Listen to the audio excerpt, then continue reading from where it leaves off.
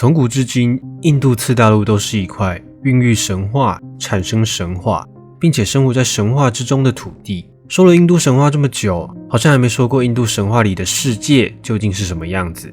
那么在这次的内容中，我们就来聊聊印度神话中的3000世界。世界在梵语里被称为罗卡，是福源、疆域的意思。据说在梵天创造天地和众生之后，诸多的世界就被划分了出来，当作不同族群的居所。在印度神话中呢，宇宙大约可以分为3界，即天界、人界和地下世界。天界是天神、星辰、仙人和有得灵魂的居所，而人类、动物和精灵居住在人界。而天神的敌人阿修罗和龙族那迦则住在地下世界。大地是平坦的，而且有8头公象在底下支撑着，在这些大象底下还有一只巨大的乌龟支撑着。每当大象甩动尾巴或者打个喷嚏的时候，地上就会产生震动，也就是所谓的地震。大地的中央是须弥山，它的根基呈现一个圆形。这里要先跟大家介绍一个叫做由旬的单位。什么是由旬呢？它是古印度的长度单位，指的是挂着牛轭的公牛行走1天的距离。根据网络上的资料，大约是11.2公里左右。前面说到的须弥山高达84000由旬，底部则有16000由旬，且由黄金、水晶和白银所构成，是众神的居所。日月星辰在风的驱动下围绕着须弥山转动，运行的高度则是须弥山高的1半。须弥山顶上有许多布满宝石的山峰，印度圣河恒河的河水就从山顶倾泻而下，而且发出惊人的轰鸣。在印度神话中，须弥山被认为是宇宙的轴心，周遭上下左右有着无数的世界围绕着须弥山。大地以上的世界又分为7个不同的层次，层次越高，境界也就越美好。第一个层次就是我们所居住的大地，名为普利罗卡。须弥山周围的大地被分为4块，它们之间呢被大海隔开，分别是拔德罗湿婆州、季都摩罗州、北俱卢州和善布州。而我们人类所居住的地方是在善布州。季都摩罗州位于须弥山的西边，在那里人有着金黄色的皮肤，生来就无病无忧，而且能活到1万岁。须弥山的北部是北俱卢州，在那片土地上，树木常年开花结果，不仅仅出产香甜的水果，也有乳汁从树干流淌出来。特别的是，树上甚至还能结出衣服。北俱卢州的居民全都是天神转生，所有的妇女都只会生下双胞胎，她们全都容貌美丽，而且能够活到11000岁，比季都摩罗州的人久一点。拔德罗湿婆州位于须弥山的东边，印度神话认为东方是吉祥的方向，太阳每天从东方升起，天地也在此灌顶为王，因此天神的根基都在这里。这里的居民大多肤色白净，男人如老虎一般威武，妇女则如白莲一般可爱。他们以某种树的汁液为食，能够活到1万岁。须弥山的北部是世界上最古老的海洋乳海，天神与阿修罗曾经合力在此寻找不死药。而在乳海的边上还有一个叫做白岛的岛屿，岛上住的都是大神毗湿奴的信徒，他们肤色如月光，男的帅，女的美，而且不需要进食，并一心一意朝着东北方祈祷着。据说毗湿奴本人也居住在那里。除了乳海以外，还有苏油海、宁乳海、酒海等等。在大地之上，第2个层次的世界是仙人和半神居住的空间，称为普婆利罗卡，意思是大气的世界。有着凡人眼睛看不到的得道仙人和形体透明的半神，他们居住在空气里，自由地御风而行。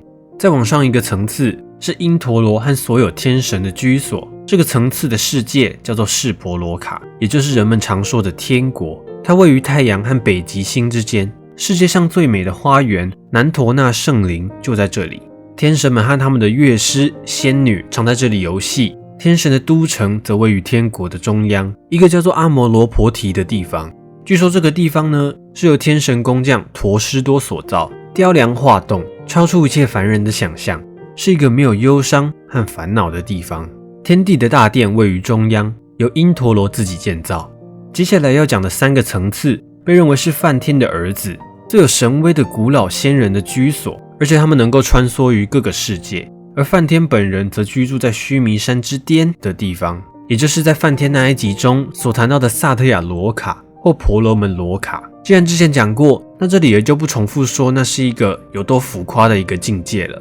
但之前没有提到的是，据说每当梵天的一日结束，就是世界毁灭的时候。这里先毁灭的是前3个层次的世界，直到过了梵天的100年之后，后3个层次的世界以及婆罗门罗卡也会毁灭。地下世界和地上世界一样，也分为7层。地下的世界统称为波陀罗，高度有7万由旬，每一层世界高1万由旬。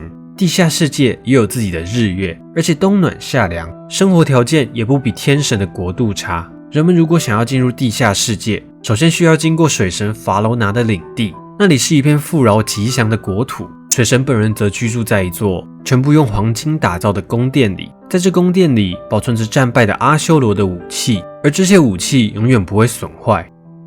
大部分的地下世界都被群蛇和战败逃亡的阿修罗占据了。在这些世界里布满了各色的宫殿，他们用金银铸造，装饰着青色的琉璃、红色的珊瑚、白色的水晶和闪亮的钻石，极其富丽堂皇，像燃烧的星辰般耀眼夺目。天神的势力无法延伸到这里，阿修罗便把这些漂亮的城堡当作根据地。当他们不和天神作战时，就安居在地下世界里，过着富足的生活。群蛇居住的那一层世界也叫做波陀罗，水会从上面的世界流下来，源源不断地流入这个世界，因此波陀罗也有落下的意思。被水流卷走的东西最后都会掉落在此，然后被以水为燃料的阿修罗之火吞没。居住在这个世界的所有生物，在白天会被曝晒致死，而到了夜晚又会在清爽的月光下复活过来。地底最下面那一层叫做罗梭陀罗，一切母牛的母亲如意神牛卡玛哈奴就居住在这里。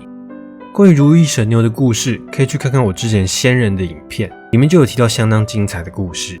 在罗梭陀罗之下3万由旬，居住着所有蛇中最年长的巨蛇龙王舍沙。舍沙是维持之神毗湿奴的床榻，也是大地的支撑者。而人们通常说的地狱或者死者王国，则位于南方地下的第1层地下世界阿陀罗罗卡之上。这里有着严厉而公正的死神阎魔统治这里。地狱一共分为28个不同的那洛迦，这里的那洛迦就有点像华人世界观的18层地狱，一层就是一个那洛迦，基本上可以这样理解没错。那罪人死后呢，就会坠入按照其罪行所安排的那洛迦，来偿还生前所犯的罪孽。而把阎魔的国度和人世间分割开的是一条可怕的河流，叫做皮多罗尼。比较特别的是，这条河里流淌的不是水，而是血和污垢，有着死人骨头和头发漂浮在河面上。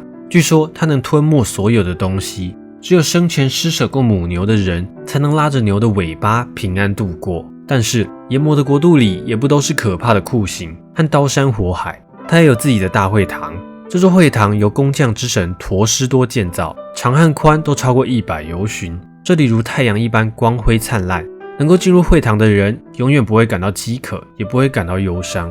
阎魔会在此款待那些高尚的灵魂，已经逝世的国王和所有人类的始祖都居住在这个会堂之中。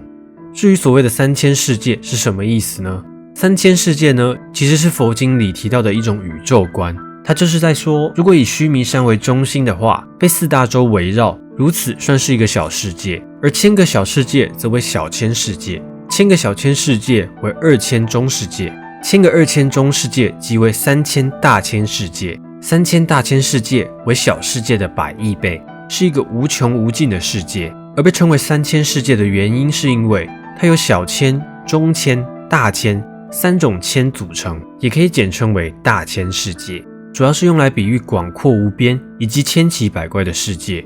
说到无穷无尽，在印度教中，时间和宇宙观念的核心在于循环，而无限就是循环的一种。理解无限这个概念，并不是一件简单的事情，这代表着超越与无法规范。有人说这就是梵的境界，但我觉得体会起来还真不是那么容易呢。那这次3000世界的介绍就差不多到这边了，不知道大家觉得这样的内容怎么样呢？这次影片就到这边了。如果你喜欢这类型影片，不要忘记按喜欢或分享。想看到更多相关内容，可以订阅我以及开启小铃铛。那么我们下次见。